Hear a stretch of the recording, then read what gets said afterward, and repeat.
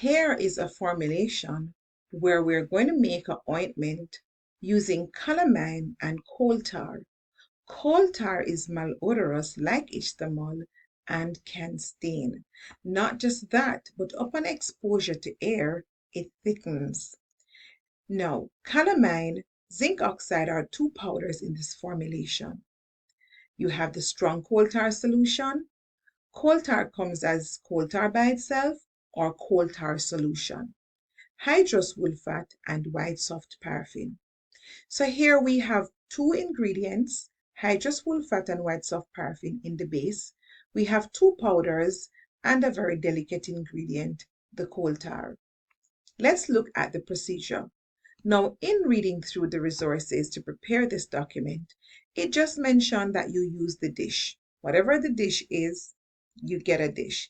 We are advocating that you use the glass because glass is non-porous and it's quite effective when dealing with ingredients that stains. Verify the melting point of all ingredients at all times so that you don't exceed the temperature of the preparation.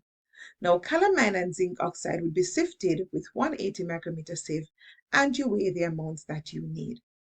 Melt the ingredients in the base, which are the hydrous wool fat and white soft paraffin, and yes, you can add both to the container at the same time as long as the temperature will not compromise. Both are around the same melting range. But take note, it says low temperature. Once you have done that, you add in small amounts each powder alternatively to the melt in the container. Because you are stirring in the powder, it is wise to first mix the calamine and zinc oxide in a glass mortar using geometric dilution.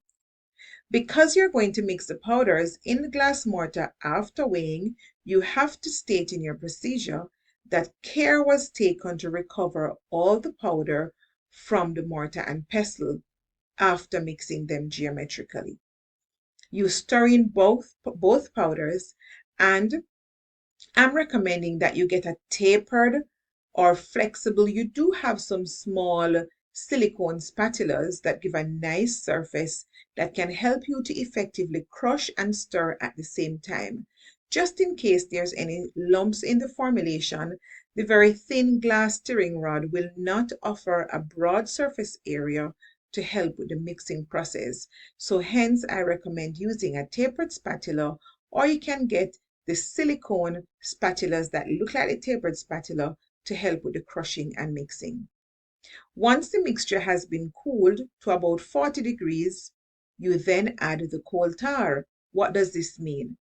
It simply means that the hydrous wool fat and the white soft paraffin would have been on the heat. You can stir in the calamine and the zinc oxide mixture over the heat because the powders will be cold, and adding the powders to the melt can actually harden it up, so you still want some warmth to it, and they are not heat sensitive powders, so you can stir them in while over the heat. You remove the mixture from the heat, and while it's away from the heat and the mixture cools, you then add the coal tar solution. Bear in mind that coal tar solution is different from coal tar. Coal tar, you'd have to add it by weight to the mixture. Coal tar solution, however, the density is given. It's actually made with coal tar, polysorbate, an emulsifying agent, and alcohol, so it's a liquid. Once you know the density of coal tar solution, you can calculate, change it from grams into milliliters, and measure it with a syringe. And that should not be too difficult. Now, this is an easy procedure, not too difficult, but just to remember that you'd mix the two powders using geometric dilution, and that will increase the uniformity of the preparation.